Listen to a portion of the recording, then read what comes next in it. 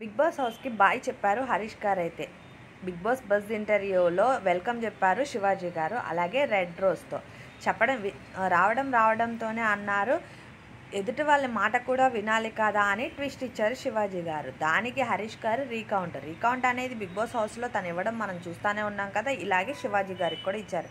కానీ అర్థం కాని విషయం ఏంటంటే బిగ్ బాస్ బజ్ నుంచి కూడా వచ్చింది రియలైజ్ అవ్వట్లేదు అని అనిపిస్తుంది హరీష్ గారి.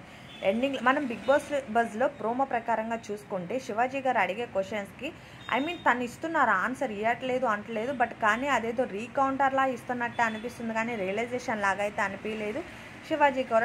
శివాజీ గారు కూడా ఆర్గ్యుమెంట్తోనే అలాగే సైలెంట్ అయిపోయినట్టే అనిపిస్తుంది.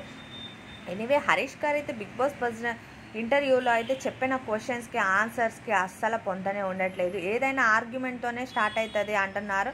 ఎనీవే దానికి కొంచెం చిన్న ఎగ్జాంపుల్స్తో 6, 9 అనే ఎగ్జాంపుల్స్తో కూడా చెప్తున్నారు. ఇదే మీ హ్యాబిట్ అని చెప్పి శివాజీ గారు కూడా కౌంటర్ల మీద కౌంటర్లు ఇచ్చారు. ఇంకా ఈరోజు బిగ్ బాస్ బజ్ ఇంటర్వ్యూ అయితే ఫుల్ ఎంటర్టైన్మెంట్గా ఉండదు. నిన్న అయితే దివ్య అలాగే హరీష్ గారిని ఇద్దరిని నుంచోపెట్టారు బిగ్ బాస్లో.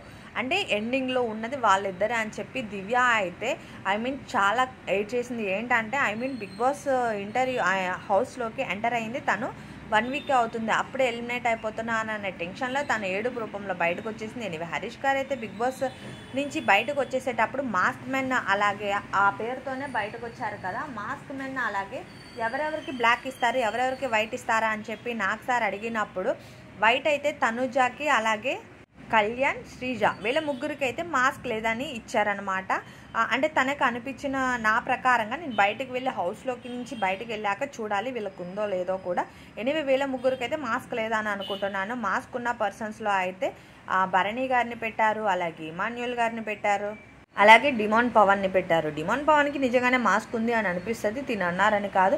బట్ చూడాలి హౌస్ పరంగా ఎవరెవరు జెన్యూన్ ఉంటారో ఎవరెవరు మాస్క్ వేసుకుని ఉంటారో అనేది. తినైతే తిన ఒపీనియన్ చెప్పి వెళ్ళిపోయారు.